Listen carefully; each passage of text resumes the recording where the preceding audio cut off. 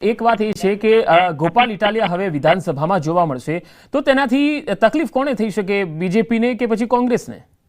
જી, ગોપાલ ઇટાલિયા છે તે ખૂબ જ મતલબ કાયદાકીય રીતે જાણકાર માણસ છે, એક ભણેલા ગણેલા નેતા છે અને તાર્કિક રીતે રજૂઆત કરવા માટે મતલબ તાર્કિક રીતે તેઓ રજૂઆત કરી શકે છે. એટલા માટે થઈને તેઓ વિધાનસભામાં દરેક મુદ્દા વિસાવદરની માત્ર જનતાના ઉઠાવશે એવું નહીં, ગુજરાતમાં જે કોઈ પણ પ્રશ્નો બનશે એને લઈને એક ધારદાર રજૂઆત કરી શકે એવા નેતા છે. એટલા માટે થઈને કેમ કે આમ આદમી પાર્ટીના હવે સંખ્યાબળ વિધાનસભામાં 5 થઈ ગયું છે. જેવી રીતે આદિવાસી વિસ્તારના પ્રશ્નો તેતર વસાવા દ્વારા ઉઠાવવામાં આવે છે, એવી જ રીતે હવે ગોપાલ ઇટાલિયા છે તે સૌરાષ્ટ્રના પ્રશ્નોને લઈને થોડા મુખર બનતા જોવા મળશે અને તે ખેડૂતોના પ્રશ્નો, ખાસ તો કેમ કે વિસાવદરમાં મોટાભાગનો ખેડૂત વર્ગ છે અને ખેડૂતોના જ મતે તેઓ જીત્યા છે. એટલા માટે થઈને ખેડૂતોના પ્રશ્નો તેઓ એક ધારદાર રીતે રજૂઆત કરીને વિધાનસભામાં ઉઠાવી શકે છે અને આવનારા દિવસોમાં એના ચિત્રો પણ જ્યારે પણ વિધાનસભા સત્ર શરૂ થશે ત્યારે જોવા મળી શકે છે. પંકજ, ગુજરાતમાં હવે કેટલું મજબૂત સમર્થન આવનારી ચૂંટણીઓમાં, કારણ કે આ જીત કોઈ નાની જીત નથી. જી બિલકુલ, કેમ કે ગોપાલ ઇટાલિયાની આટલી ભવ્ય જીત થઈ છે, આટલી મોટી લીડથી જીત થઈ છે એટલે આમ આદમી પાર્ટીના જે ગુજરાતના કાર્યકરો છે તેમાં પણ જોશ વધારે થશે અને મતલબ એ સ્પષ્ટ થઈ જાય. અત્યાર સુધી કોંગ્રેસે જે રીતે અહીંયા વિપક્ષની ભૂમિકામાં હતી, પરંતુ અહીંયા આમ આદમી પાર્ટીએ સાબિત કરી દીધું છે, ગોપાલ ઇટાલિયાએ સાબિત કરી દીધું છે કે જો પ્લાનિંગ સાથે, પૂરતા પ્લાનિંગ સાથે અને જોર સાથે ચૂંટણી લડવામાં આવે તો ભાજપ સામે પણ જીતી શકાય છે. ભલે તે ગમે એવા મજબૂત ઉમેદવાર હોય પરંતુ જીતી શકાય છે. એટલે પ્લાનિંગ સાથે મેદાનમાં ઉતરીએ તો ચૂંટણીમાં જીત ગુજરાતમાં મળી શકે છે અને ગુજરાતની જનતાએ ત્રીજા પક્ષને પણ સ્થાન આપી શકે છે. એટલે અહીંયા આમ આદમી પાર્ટી છે હવે ધીમે ધીમે સંગઠન પર ધ્યાન આપીને આગળ પગ વિસારો કરી શકે છે ગુજરાતની રાજનીતિમાં પણ. બીજેપી ની હાર પાછળનું જે કારણ આપણે જોઈએ તો એ કયું હોઈ શકે? કારણ કે તમામ મંત્રીઓ પણ પ્રચારમાં હતા, જયેશ રાદડિયાને જવાબદારી સોંપવામાં આવી હતી, તો શું કારણ રહ્યું કે બીજેપી અહીંયા હાર્યું?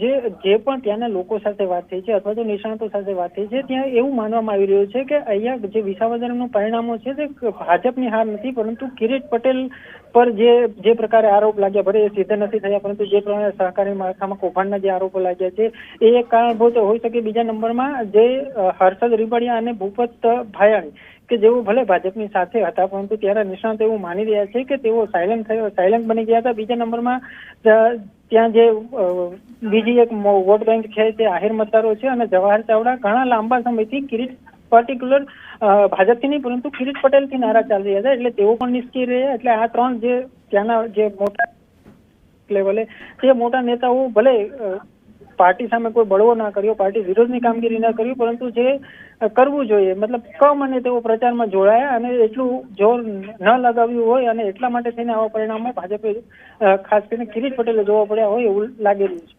કોંગ્રેસની પણ વાત કરવી રહી, કારણ કે કડીમાં તો જે હાર થઈ છે કોંગ્રેસની, તેમાં જો વોટ જોઈએ તો વોટ તો તેમણે 50,000 કરતા વધારે કડીમાં પણ મળ્યા છે, ભલે તેમની હાર થઈ, પણ વિસાવદરમાં તો 5,400 જ વોટ તેમના ઉમેદવારને મળ્યા છે. આ ખૂબ જ કારમી હાર કહેવાય. કોંગ્રેસ માટે અહીંયા મોટું મનોમંથનની જરૂર લાગે છે.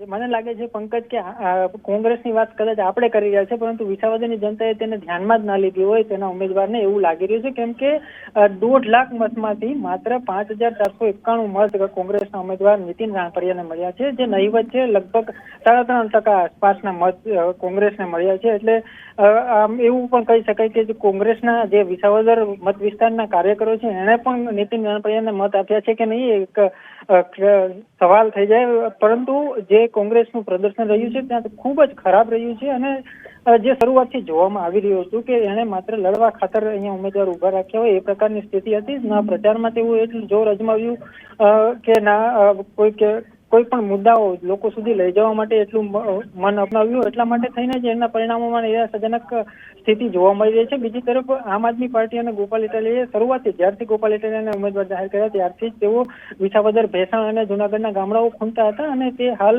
પરિણામો સ્વયં સ્પષ્ટ કરી રહ્યા છે. અનેક મુદ્દાઓ તેઓએ આ મત વિસ્તાર માટે એ જે 3 મહિના દરમિયાન ઉઠાવ્યા અને જે લોકોને સ્પર્શ્યા અને લોકોને લાગ્યું કે આપણા મુદ્દાઓ વિધાનસભા સુધી લઈ જઈ શકે એમ હોય તો ગોપાલ ઇટાલિયા છે. એટલા માટે તેને ગોપાલ ઇટાલિયા પર જે પસંદગીનો કળશ છે તે ઢોળ્યો છે વિસાવદરની જનતા.